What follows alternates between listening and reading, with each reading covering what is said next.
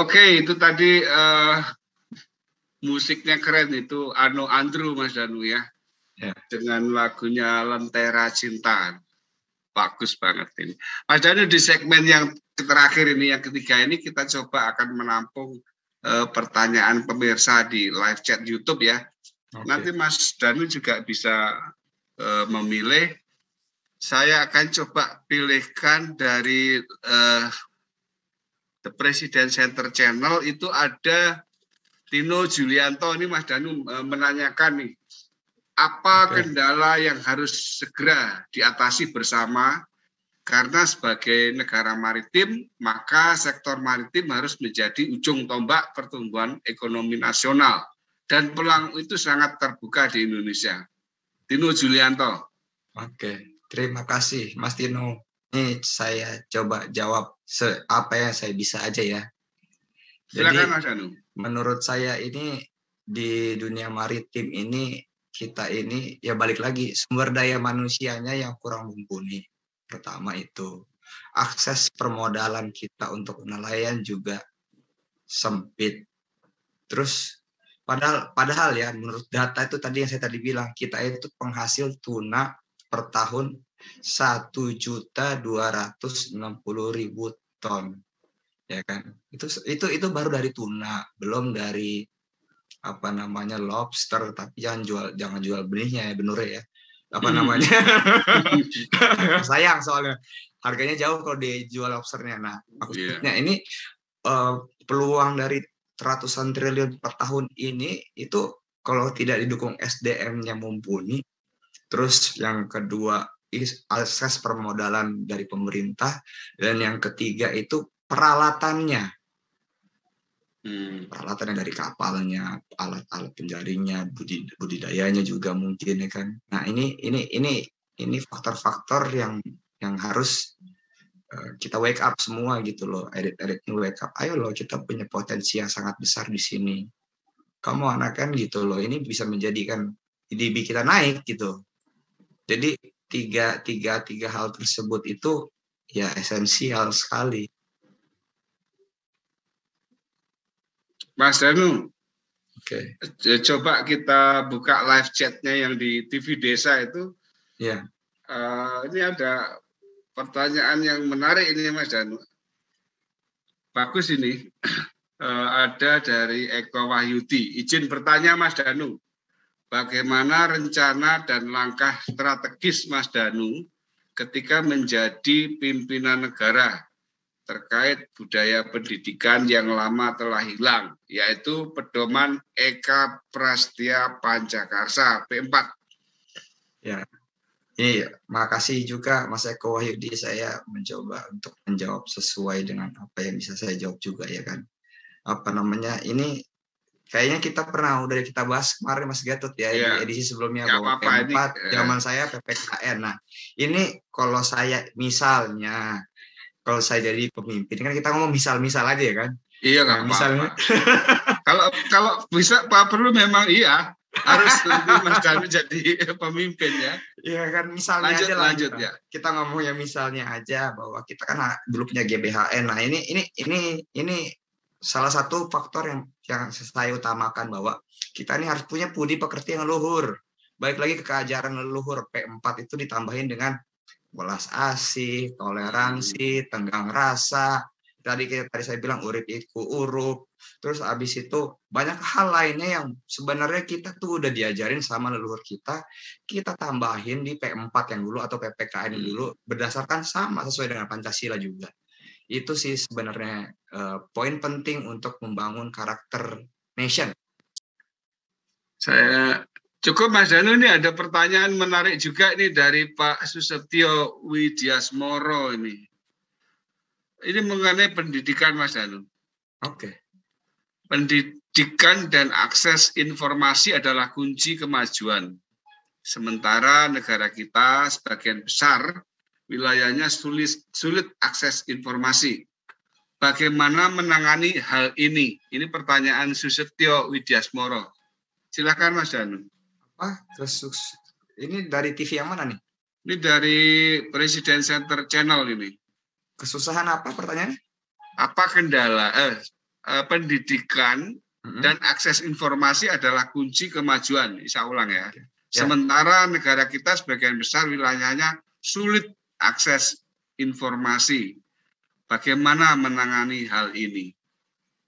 Ya, bahwa ya memang semua kalau nggak dikerjain dengan serius itu kan hasilnya juga tidak baik, sehingga berdampak juga bahwa internet sekarang udah 5G di luar. Kita masih 4G. Nah, di sini kan balik lagi, kalau saya ngomong terlalu gamblang itu nanti ada, ya nggak bisa lah saya ngomong terlalu gamblang, bahwa ini ada kepentingan oligarki, saya cuma bisa ngomong begitu, untuk membangun fiber optik supaya akses internet ini bisa se-Indonesia. Tapi kan ini kan namanya berebut kekuasaan, itu kan butuh proses untuk membangun itu. Maka saya bilang, tinggalkan ego dan kepentingan masing-masing supaya negara ini bisa maju. Mari kita berbuat untuk masyarakat dan bangsa. Itu aja sih, karena memang pendidikan ini penting dan akses internet ini kan sangat membantu.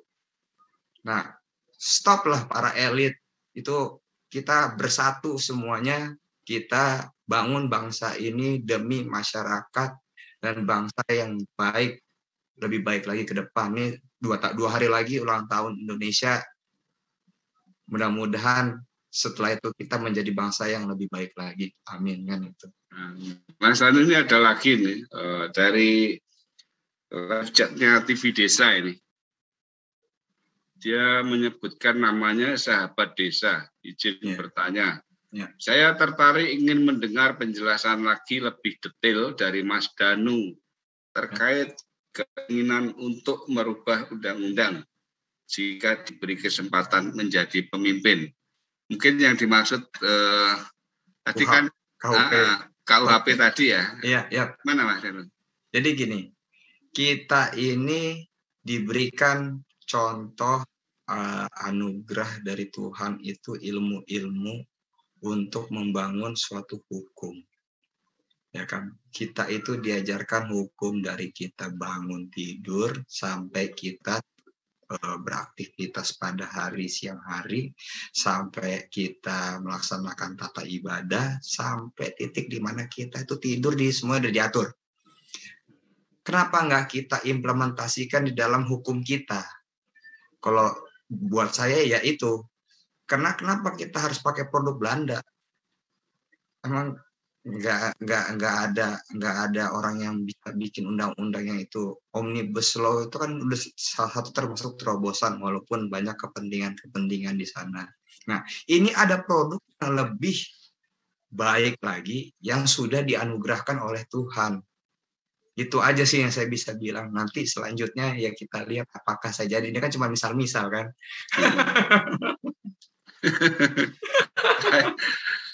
Oke, baik Mas Danu, udah cukup tuh ya? Ya. Ini kalau Pak Edi, kenapa di segmen terakhir ini baru bermunculan nih pertanyaan ini?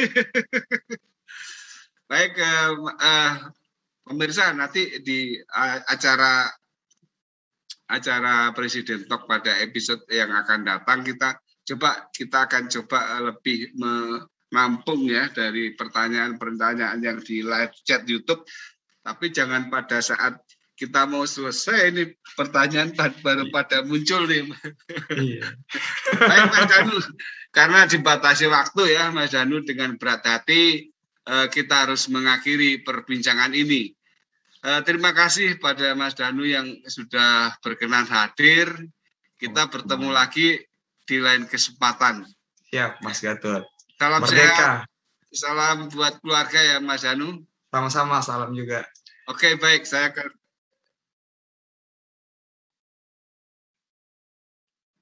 Oke. Nanti kan ke berikut. Nanti kita akan coba membahas yang lebih Mas Danu, yang beda gitu ya. Lebih detail. Mungkin ada masukan-masukan dari... Ya, karena di sini yang di live chat YouTube ini muncul ini mulai aktif bertanya ini. Tadi ada Pak Stino Julianto, Pak atau Mas ya. Kemudian ada Susetyo Widyasmoro.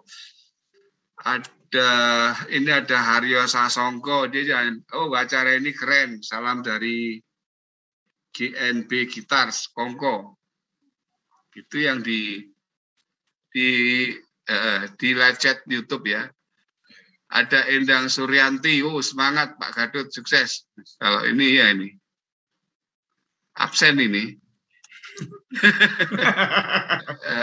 Di TV Desa, Wah Mas Danu, saya pikir kalau Mas Danu berkenan, ini ada yang bertanya lagi, masih bisa ya, satu pertanyaan aja. Monggo, nggak apa-apa. Itu dari Ernawanti SP, izin bertanya, singkat kok Mas Danu. Bagaimana membentuk jiwa kepemimpinan yang berjiwa besar dalam diri masing-masing individu? Jiwa besar ya. Ya, singkat ini pertanyaannya. Ya, berjiwa besar itu kan ketika kita bisa menerima suatu keadaan yang kita sebenarnya nggak mau.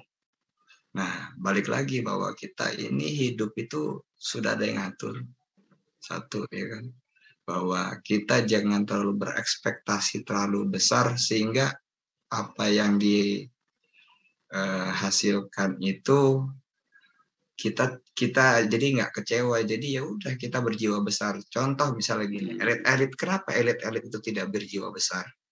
Karena mereka memiliki ego dan kepentingan masing-masing dan kelompoknya. Sehingga mereka bertarung terus sampai saat ini 76 tahun merdeka itu, dari reformasi sampai sekarang itu, ya rata-rata karena kepentingan kelompok itu, karena tidak ada yang berjiwa besar. Ya udahlah, maksudnya ya kita ikhlas kerja untuk masyarakat dan tidak berekspektasi besar. Itu aja sih. Jadi sehingga kita legowo akhirnya dan berjiwa besar. Oke, baik. Ini masih banyak ini aja pada muncul ini pada segmen terakhir kita karena sudah waktunya kita dibatasi waktu. Jadi pemirsa teman-teman di rumah mohon maaf, nanti kita akan ketemu di episode selanjutnya. Nanti kita akan lebih tampung lebih banyak pertanyaan interaktif yang ada di fitur live chat YouTube. Ya. Kalau ada yang mau mau request boleh juga, monggo juga. Iya, boleh. Oke. Baik Mas Danu, saya akan berpamitan. Mas Danu sekali lagi terima kasih sudah hadir. Kita akan bertemu lagi di lain kesempatan ya. Siap, baik, itu tadi perbincangan saya bersama Danu Aguslan dalam menyambut hari ulang tahun kemerdekaan RI ke-76, mengangkat tagline slogan besar, pelangi di atas merah putih, dengan tema perbincangan Business Leadership Strategy. Kita akan ketemu lagi di perbincangan berikut dengan tamu dan tamu yang tema yang lain dan dengan tayangan-tayangan musik yang cantik. Saya Gadot Suryo undur diri. Salam sehat, salam kebangsaan. Merdeka. Merdeka.